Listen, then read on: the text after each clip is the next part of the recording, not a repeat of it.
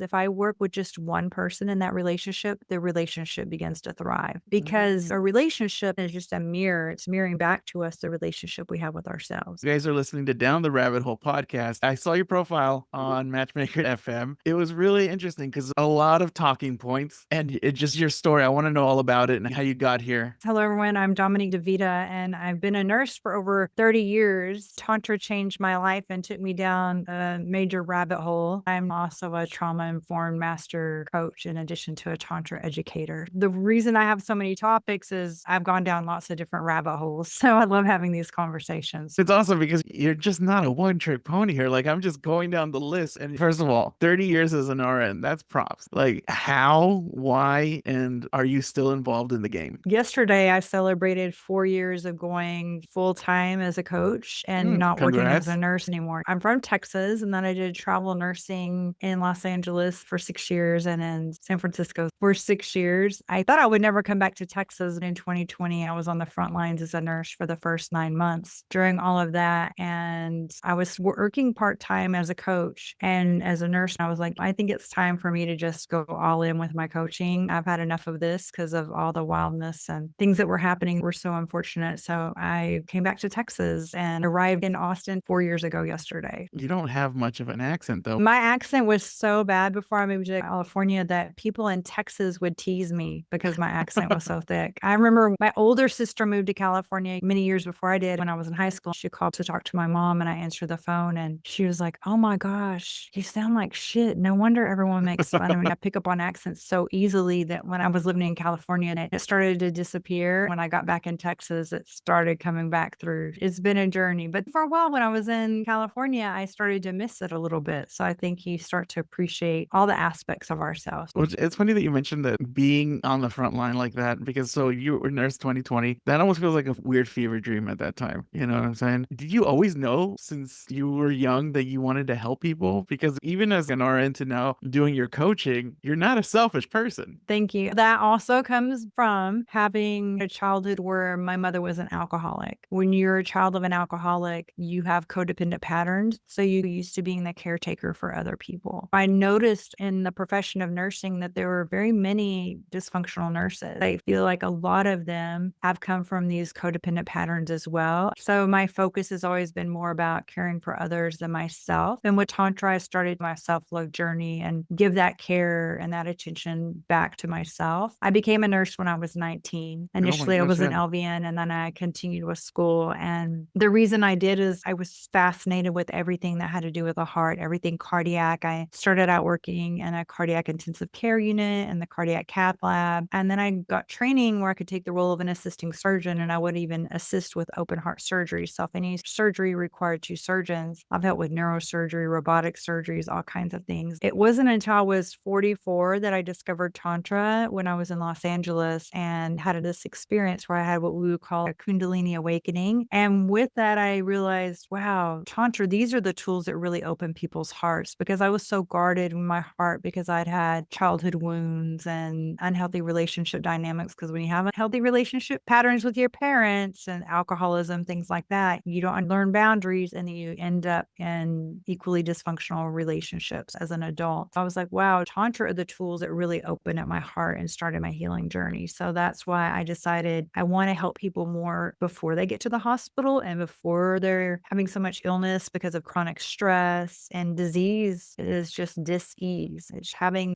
stuck or trapped emotions and traumas that we have in our body that we keep suppressing and ignoring and trying to silence with either medications or other substances. And we're not paying attention to where our body and our soul really wants us to pay attention to what's going on. But in this world we live in where, oh, don't think about that and don't even think too much about yourself. Just how much can you do for other people or what are you accomplishing? How much are you doing instead of how are we actually being? Tantra helped me realize I'm actually a human being, not a human doing. I've heard this a couple of times, but to properly help people, don't you have to help yourself first? Exactly. You were mentioning that you had that word, but I'm like ghetto as hell. I say that oh shit moment, and that's that moment where you realize what you're trying to accomplish or what your goals are, and the bigger picture basically of your whole life. Can you talk to me more about how that happened? Because most people think like you're an RN, you did all this, that's the fulfillment, but somewhere along the line you said, nah, fuck that, I want more. Exactly. Working as a critical care nurse and taking care of people in times in their life where they're having the most pain, the most suffering, stress, fear, and caring for people that are facing the end of their lives and sharing their regrets with me. And just knowing that there's nothing more that I could really do to help them. It would just break my heart to see them dying with regrets. And that's what made me really be passionate about being a coach. Because, okay, now I have these tools. Because first I started using these things to change things within myself. And I thought, wow, I could really help people. So when they do take their last breath, they're hopefully not having the regrets because they'll learn to live life from a place of love instead of fear. Because that's what Tantra helped me to be able to do. I also noticed that in a lot of the patients that I had, if they had cancers or certain diseases, the number one cause of disease is stress, elevated cortisol levels, and also noticing that a lot of people have sensed that they had a lot of shame and they were repressing who they were and dimming their light, not shining their light, like playing small, not really being their truest, fullest expression of themselves. I notice that in the medical field, we don't address those things. We don't address that, oh, I'm looking at their chart and they have cancer or heart disease or whatever else is happening. But if I look back, also, it'll say that they've had a history of depression, that they had a history of abuse or trauma, and people don't get the care for those things. There's a book called The Body Keeps a Score, and our body is storing these memories. When we're having symptoms, our body's trying to communicate to us so that we'll give ourselves attention. But we haven't been taught how to pay attention to the wisdom of our bodies and to really care for ourselves in those ways. Sometimes with the women, I could sense some of the older generation of patients would care for that they had a lot of shame or they didn't feel like they were in their full sensual essence. They were very shut down, or maybe if their husband had already passed or if they were married, it felt like they were probably in a sexless marriage. That juiciness of them in their lives was just not there. It was flatlined. And I would notice a lot of times they were having challenges with their reproductive system because I want you to think of a river or a body of water. When a body Okay. of water is just still, think of like a swamp and it's just still and it has the scum and all the filth on the top. And that's just a great place for disease to grow. Then think of a body of water with a river racing through it. It's very healthy, Clean. vibrant. That is the way our energy flows through our body. And in Tantra, it talks about the chakras or the energy centers. And you can see here that I have this diagram of the chakras behind me, but we have these energy centers in our body. And if our sacral chakra, which is below our belly button, that one is connected to our reproductive system and to our creative life force energy and actually the energy that brought us into existence. But because there's so much shame in society around sexual energy, we repress it or stuff it down or feel shame about it. We're literally disconnecting and we're kinking off the flow of that energy flowing through us. And that energy is staying stagnant and stuck. That's where dis-ease can happen because each of the chakras is connected to different organs through different systems of where they're located in emotions. It's really fascinating. But I was sensing this when I was taking care of my patients at the hospital, but no one was talking about it. It's just, oh, what surgery, what pill do they need? But pleasure is medicine. So that's the podcast. That's it. Jeez, you just threw a lot of game at me. I love that. Do you have to be with your clients? Because I am repressed, right? And I want to seek comfort. Do you let them know, hey, I'm on that same level? Or are you just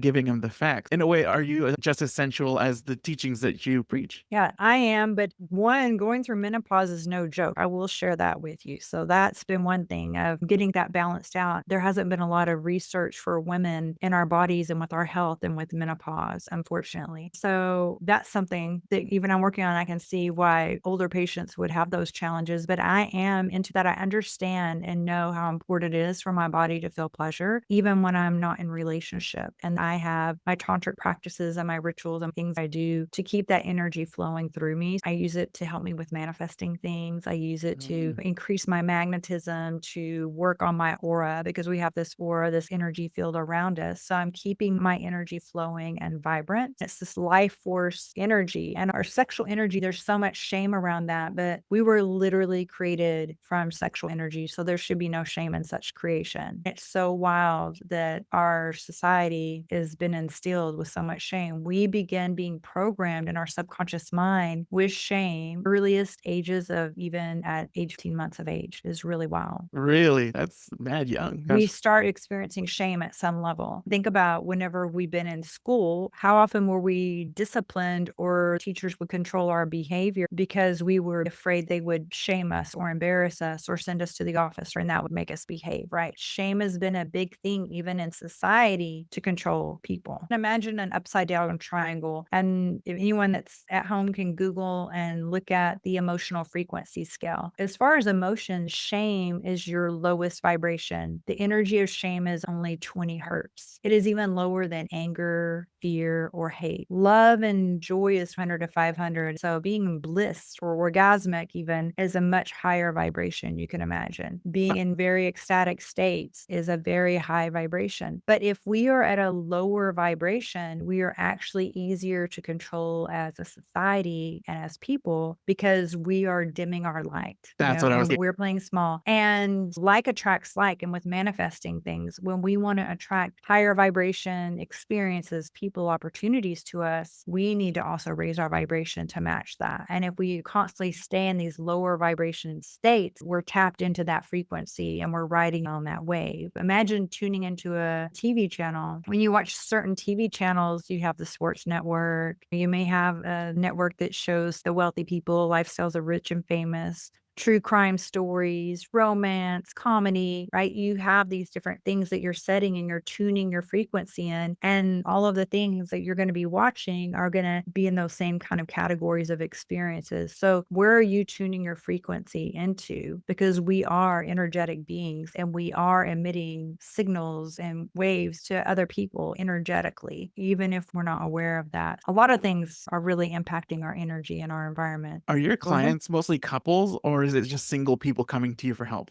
It's more singles than couples. I have worked with couples. It can be challenging to work with couples because usually one person will be interested and the other one won't. Like getting them Fair. both on board can be a challenge. And even in those cases, if I work with just one person in that relationship, the relationship begins to thrive because a relationship is just a mirror. It's mirroring back to us the relationship we have with ourselves. Say And that one one more time for the people yeah. in the back. Relationships are just a mirror and they're reflecting back to us the relationship we have within ourselves. I'm not saying just one person should be responsible for the quality of the relationship and be doing all the work. But when we start to work and fix this relationship we have with ourselves, that's when things start to change and can change in a positive direction in our relationship because then they're reflecting back to us that positive relationship. We start to change the dynamic and it has a ripple effect. I've even had clients that their partner didn't even know that they were being coached by me. And then they're messaging me and saying, oh my gosh, my partner is finally desiring more. We're having more passion. These are the things that I really wanted to experience. We're having more intimacy and connection, less stress. My wife isn't nagging me as much. They're desiring me more. It's really incredible. And even the female clients that I work with, one of the common misconceptions, and this delayed my journey by a decade, I thought I needed a lover to begin learning Tantra, but you don't. There's a lot of solo Tantra practices. And just to remind everyone, you are your longest lasting relationship from your first breath to your last breath. When you can learn to be your own best lover, when you become a better lover, but you attract better lovers. Stop waiting for someone else to make you feel loved, to validate you, to make you feel wanted, and to being dependent on the external. Resource that yourself. A low vibration person seeks your advice, seeks your help because they're in a relationship with another low vibration frequency person and you get them out of their rut. Does the partner not follow suit? If my partner's not on board, why am I with that partner? I feel like that's causing problems. It can if your partner's not ever willing to change and wants to stay stuck or stay stuck in a victim mindset, don't want to change, then you're going to have to navigate that and see if this is something that you want to continue with and have your Right. own healthy boundaries and know your values and what you truly desire. But a lot of times what I have seen is that when the person I'm working with starts to raise their vibration, it does have a ripple effect with their partner and they start to have different experiences together and they can raise that vibration together because again, we also have mirror neurons as a species. So we're also mirroring that when we're seeing that. So when you see your partner being in an elevated mood and a better mood too, then it helps you to be in a better mood, right? It can help them get out of that funk. And if they don't and they want to just stay in their misery, then that's just something that you need to decide for yourself if that's your forever relationship, if you always want to stay that way. Those are conversations I help my clients with. What's your most common problem that you address with people, even if it is couples or solo? So like it's almost like a regular for you now in your business. One common thing, I'm actually a recovering people pleaser. I didn't realize that for a while. A few years ago, I made the connection. I was like, damn, the whole reason I became a Tantra coach is because I'm a people pleaser, because I got so good in bed, because I was so big on being a people pleaser. So a lot of times I'm attracting people that are almost like previous versions of myself or very similar to me. And I'll attract a lot of people pleasers because they're also like, I want to be the best in bed and teach me all these tricks. So that's one thing that I can see. And then another thing too is that I will see people that don't feel worthy of love or looking for love in all the wrong places or expecting other people to make things better for them and putting that responsibility on the other person. I need to be around this person to get my needs met or for me to feel valued or adored or loved. I need it outside. And that's what we've been programmed and conditioned in society, is that everything external is going to make us feel better. So I need to get the house, the car, the degree, the this, the that, and then I'm going to feel good. But the truth is that our outer world is a reflection of our inner world. So it's really an inside out game. We have to work on the inside first, but we haven't been taught that because the focus has been how many facts can we remember? What's your GPA? What grades are you getting? What is your career? How much money is in your bank account? All of these things, the trappings of success that can be a trap. And I'm not saying those things are bad, and money is great, but money is an amplifier. So if someone's really greedy and they get a lot of money, it amplifies that. If someone is very giving and wants to help the world, That's then money can amplify that. So that's all it is an amplifier. But even with that, those things, we have been taught to have so much shame. But when we start to change inside, but we are not taught to look inside, but there's so much buried treasure within all of us,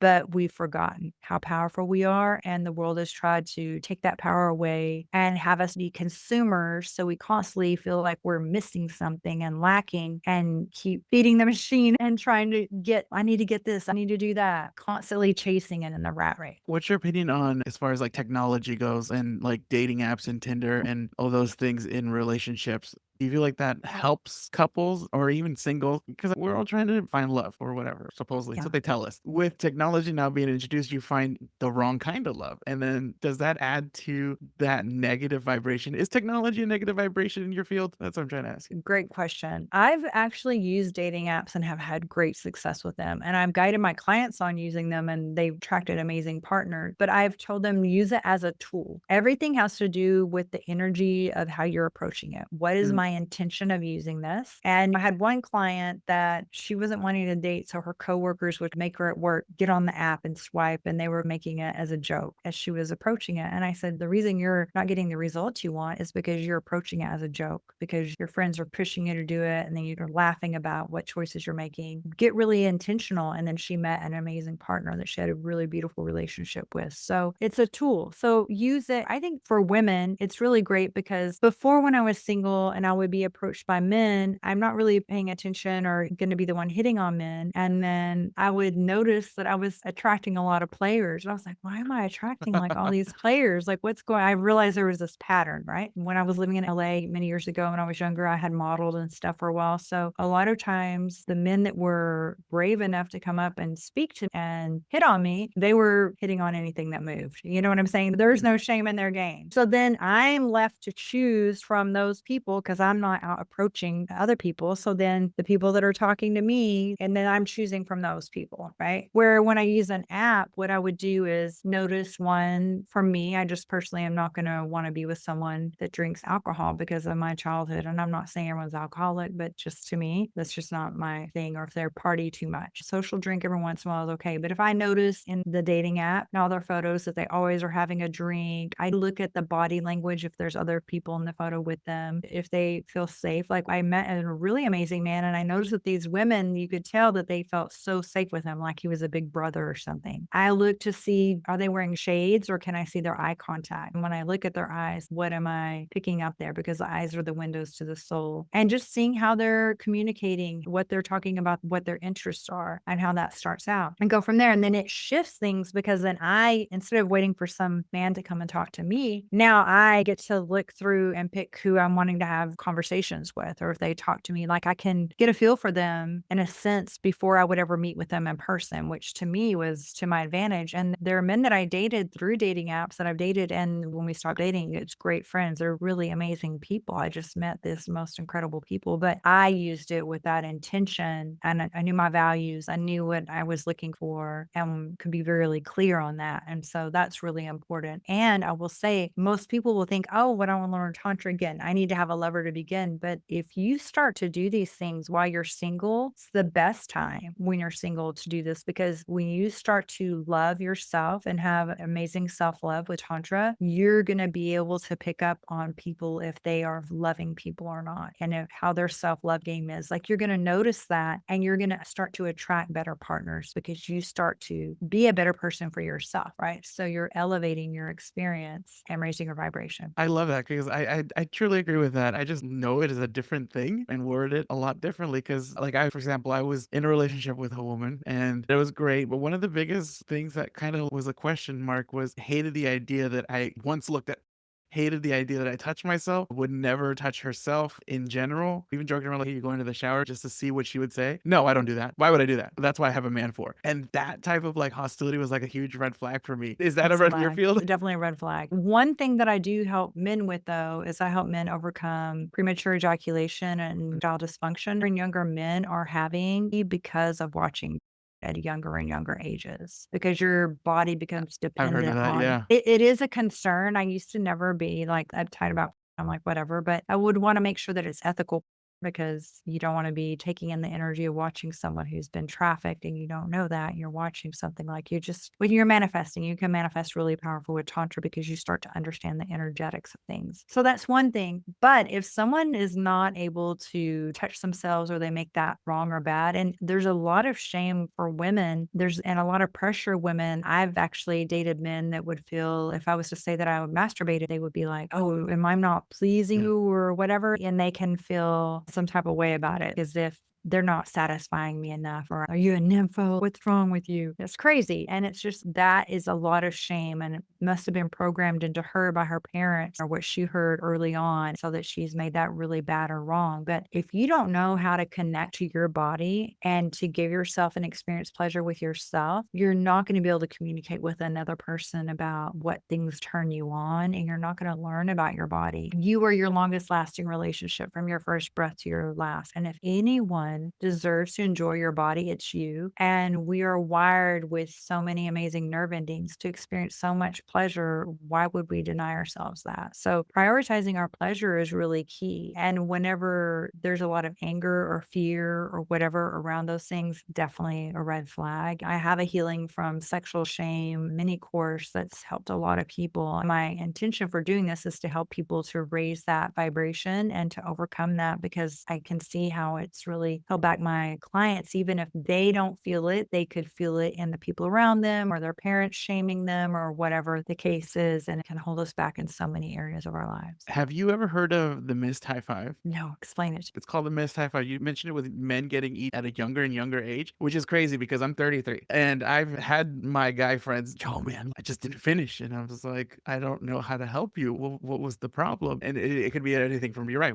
I watched beforehand and it wasn't like that. Duh, stupid. It's not gonna be like that. But the missed high five is men at a younger age have a high sexual energy at a younger age. We're teenagers, just boobs, boobs. That's all we can think about. And then women don't mature that way until they're older. So by the time that a woman's at her sexual peak, a man is already way past that. And he's up here at a young age and she's not. And then so his starts slowly declining and hers increases as she gets older. Missed high five. So is that also very common in your practices as well? I didn't realize how much I can't relate to the women, but on the men's side, we're struggling out here. A lot of men are struggling out here. I don't get it. What happened? What would you say the struggle is that men are having right now? That's a big one. Having their cake and eating it too. That's why I mentioned Tinder and things like that. Being on dating apps, having an easy access to multiple women at once. Guilty of it. I've wanted all the women I could handle at one point. Let's see. Infidelity, not believing Mhm. in monogamy, having multiple partners at once and at the same time. I feel all these standards are way too high to live to. And then your own like desires wanting that, you know? I've been seeing a lot of the challenges that men are having is that more and more men are not able to have with women right now because women are doing their inner work and they're raising the standards of what they're interested in Mm. experiencing. There was some research, it was in Psychology Today, it was about a year and a half ago, that there's more and more younger men are not having sex, and it's not by choice. That's bold. Because a lot of women are not interested in hookups, things like that. They're like, I'm just not here for that anymore. You don't have something quality or value to offer me, then I'm not going to do that. But back in the day, women would be more promiscuous. But I think now women are starting to see, does that really serve them? But you You see know what what I I'm said though? saying? Like you said that, like on the men's part, we want it and we can't have it. We Yeah. want it, and so that we're stuck in our own little cloud of wanting it, wanting. While you guys, like women, are on their healing eras and they're doing better for themselves. And there's dirtbags like us who just I want it but I can't have it. It's Frustrating. frustrating. That's where the whole problem comes from of like those expectations. Then you leads to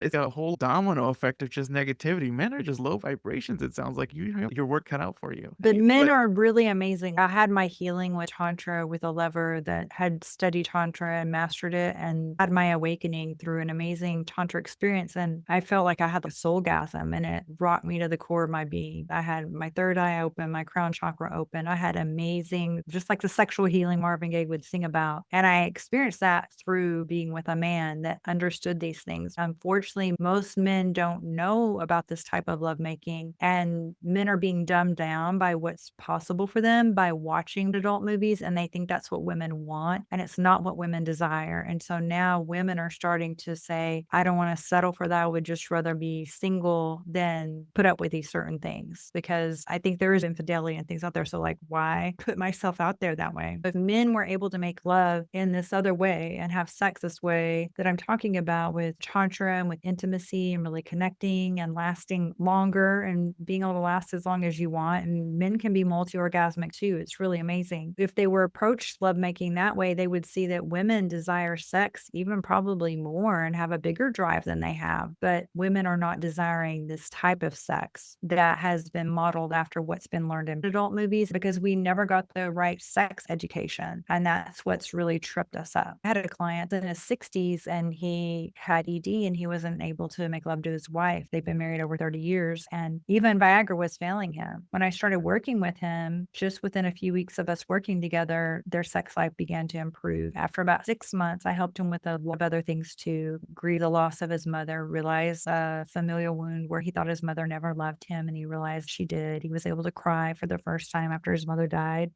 during one of that's our related to his sessions. sex life. There's a energetic of a lot of men that have ED can also have what's called a mother wound. This is a wild connection, but it's definitely the connection has been made there. That wasn't the whole reason why, but he had these other things that he was working on. And there's so much pressure on men to be the protector, the provider, the strong one. I said, your wife really wants to know who you are more and what's going on. Don't always hide your feelings, like share with her. And so they begin to have more intimacy. One of the things that I teach my male clients how to do is, and just through online, and we're both all dressed and I give them the techniques and they go try it on their own and then report back and we continue to grow from there. And I tell them the next things that will benefit them. But after about 6 months, he shared with me one day, he says, oh, on Monday, before work, I made love to my wife for an hour and she had 6 to 8 orgasms and I was ready to go again the next day. She was joking with him and saying, now I need to work with Dominique so I can keep up with you. He says, I feel so much power in my penis. I wish I discovered this 15 years ago. Now me and my wife were having better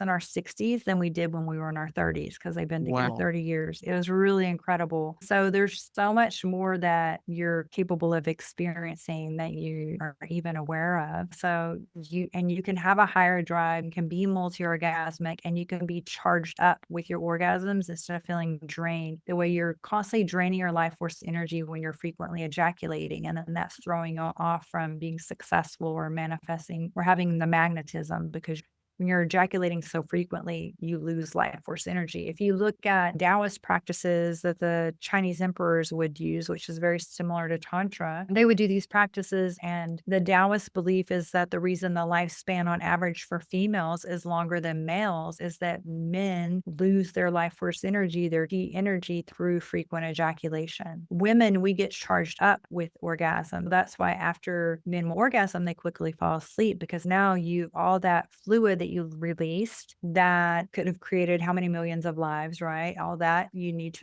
have to replenish that. And women will be more talkative after right? We get charged up by it. We get drained of our life force energy through menstruation, pregnancy, and childbirth. Those are the things that are draining for us. They believe that's why women usually on average live longer. So men, you're really draining yourself and your life force energy and your full potential if you're constantly ejaculating. That's why I will teach my clients how to have non-ejaculatory orgasms where you can orgasm without ejaculating and then be just as charged up by it. And it also will help you be more successful in the world because you have more energy, more drive. Just like Muhammad Ali, he would not have for about 6 weeks before a match because he had to have that extra oomph Yeah, to you're really go right. in there. And so it's really important when you have big goals, when you are pursuing a passion, your purpose, it's really important to stay dialed in with this and to have that life force energy to go in and really get things done that you want to experience. The book by Napoleon Hill, published in the 19 called Think and Grow Rich. This was research of the wealthiest people during that time. And Napoleon Hill was interviewing everyone and trying to see what are the common denominators of things that the most successful people were doing, like Henry Ford, Thomas Edison, all these people. So he wrote that book, and imagine how taboo it is to talk about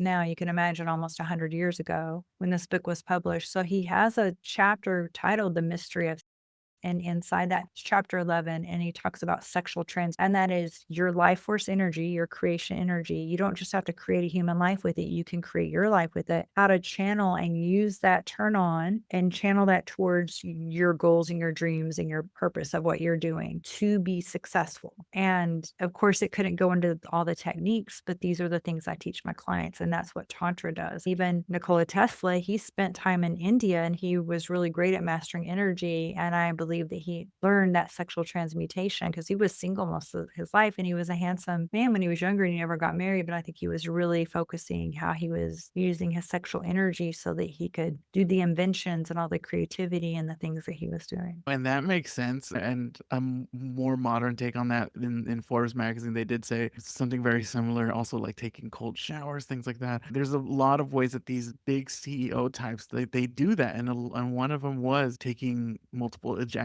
out of the equation. It's just further validation that there's a lot here to what you're teaching. And I'm here for it. I just have another question though. You mentioned intimacy. When you have a client and you talk to them, be intimate with your wife or be intimate with your partner. What does intimacy mean to you? What are you trying to convey when you say intimacy? Because sometimes I feel like I don't know what intimacy can be. Thanks for asking that. And Tantra, a big practice for intimacy is eye gazing because eyes are the windows to the soul. Think about how often we can be in bed with someone and be butt ass naked. I've done a bunch of freaky positions, but it's, oh my gosh, don't look at me in the eyes. Oh my gosh, that's like too intense. What are you trying to do? And people can feel really uncomfortable and awkward with that. Fear of being seen. We're so used to wearing a mask. We don't want people to truly see us. Eye gazing practices can be an edgy practice for some people, but it can help you to really connect on a deeper level with your partner. We have been taught through, especially through watching adult videos, how to have through superficial skin to skin level of a connection. Egos, we're doing it for ego validation, a notch on the belt. I even did that. I was very much on my masculine energy before Tantra, and I behaved very much like Samantha on Sex and the City back in the day. Tantra changed things up for me. We want a soulmate, but we don't know how to mate, like mating. Think of when animals mate, soul mating. Do we know how to do that? We do not know how to make love to someone's soul or to have depth of connection and presence with someone. We don't know how to really truly be with someone. It's either performative or this or that, and copying something we've seen in a video that we've seen, a movie that we think, but we don't even check in with our partner sometimes to see what do they really desire and can we share emotions with them, or is it just surface level? So if we're in the shallow waters and having superficial sex, but then we are wondering, why do my relationships suck? Why is everything so superficial? Why is there no depth here? Because you don't know how to go deep. Can Mm. you make love to someone's soul? Can you fully be present with them in that moment and make love to them as like an honoring and a devotion, and how much pleasure you can share back and forth and connection, breathing together, sensing into each other's energy and turn on, and working with that to have really heightened states of ecstatic bliss that can be deeply healing. But we have been denied that. We've denied ourselves that. And the principles and the practices I teach my clients, ancient wisdom from over 5,000 years ago. And the emperors and the rulers in the time did not let the common people know these practices either because they realized how empowering they were. And when you're trying to rule a society of people, you don't want them to be in their power. You want to be powerful, but not everyone else to be powerful. So I have a lot of people from India that reach out to me because even though a lot of tantric practices, they come from the lineages from India, there's also Tibetan Buddhist lineages of Tantra as well. And that wisdom was kept from them. They don't know that. It's been hidden. Do you feel it's much of a challenge, if anything, for someone who at one point had that soul gasm with somebody and even with themselves and had that high frequency, losing it? Are you able to get it back? Because if you have something so great and amazing, but for whatever reason happens, you lose it, does that become more difficult to get back? Because now you have to work twice as hard for it if you want it? You don't really lose it. Now, if you're with someone that doesn't know how to do these things, there was a time where I was able to have these experiences and I dated someone that he wanted to learn how to do that, but he wasn't showing up and doing the practices on his own. I'm a coach, but when I'm dating you, I'm not trying to coach you because that's just not sexy. So I'd be Yeah. like, here's the resources. This is what you need to read. These are the tools. Here's some of the videos that I have of things that I've learned that you can watch. And he wouldn't show up for himself to do the work. And so our sex life began to really suck. And at the time, I was so frustrated. I just flat out told him, I was like, I'm a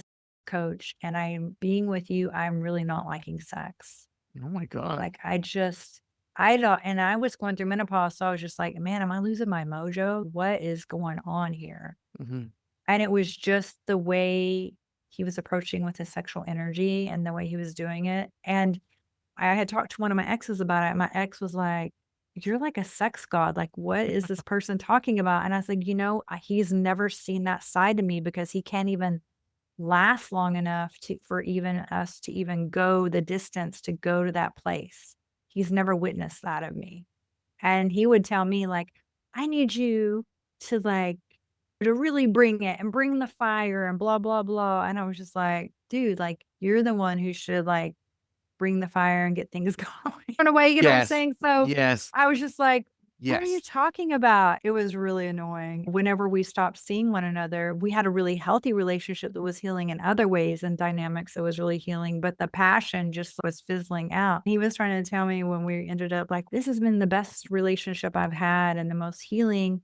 I think that we should move forward and not go with any of our exes. I think he was just intimidated that I would go back to an old lover. And I was thinking, of course I'm going to go back with an old lover because one, I've been in menopause. I don't know, is this something with my hormones? Is it me? I'm starting to doubt myself now. And I'm not going to go be with a new lover who then, if it's the same challenges again, because they don't know how to do the things that I know how to do, I still wouldn't know. So I was like, no, I have to go back. I waited a few months after being broken up, but I was like, I have to go back to this person that I have amazing experience with and see if I still had it. And when I was with him, I had these incredible experiences. And even to get to finish, I just stopped at one point when I was done. I had several orgasms and I just sat there and I started to cry. And I said to myself, never again will you settle for mediocre.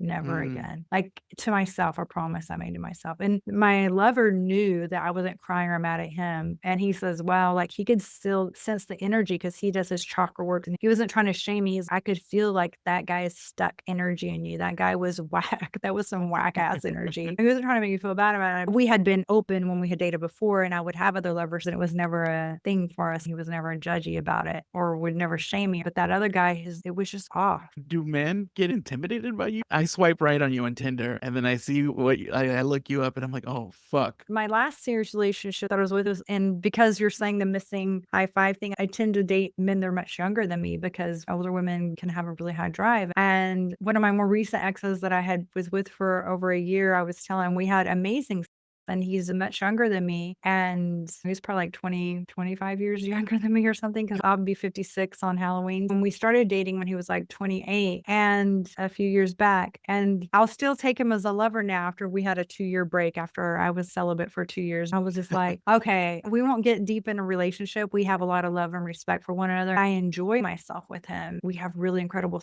I was telling him, I said, that's one thing that even though I'm a tantra coach, I never had to share or show you anything or teach you anything. You're already such a great lover. I never had to give him any guidance. It's not impossible, but he can sense my energy. And he's an empath and he can read the energy of my body and he'll understand. Sometimes he'll do things with me and I'm just like, wow, you just tried something I wasn't even cluing into my body. That's what I needed in the moment. But he's really able to connect in and tap in. And that's what's super needed. And the other lover that I had that when I was wanting to make sure that I hadn't lost my mojo, he had found a book that his dad had when he was a teenager about these ancient practices, and he was self-taught. And so I had really incredible experiences with him. But these experiences will make it to where I'm just not, if it's someone only knows how to have like regular, quickie, no depth, egoic, you know what I'm saying, performative, I could pass. I would rather be celibate. I can do my own amazing self-pleasure rituals myself. I can't be bothered with it. Wow, that is a lot of game you just threw at us, and I appreciate that. We're running down time here. I love what you're Yeah. throwing at me, but I just one last thing. I'm just super curious because I know it's very intimidating to have with you. And the missed high five, I do think that's such a horrible thing to happen to guys. Just I want you to talk a little bit about the orgasm, the mind orgasm, that deeper orgasm than just physical. For people who don't have it yet, how would you describe that? How does one even explain that to your clients? This is what you're supposed to feel, or this is how it's supposed to be if you're doing my practices, and you're doing my coaching. A lot of it is even just energy orgasms. Like I can be with a lover and they cannot even touch me and I can be orgasmic. So I am very Mm. orgasmic. It's not like a challenge to be with me, but I need someone that also is connected and understands their energy. But just feeling full body waves of pleasure. And I'll have my male clients will say they can feel their orgasm now from the top of their head down to their big toe. But you're so used to keeping the orgasm just localized in your genital area that you don't really know how to use other techniques to like bring it all through your body Mhm. and energizing your cells. And men are amazing and it can be incredible lovers. I had my sexual awakening and my healing because of a man. So I'm not here to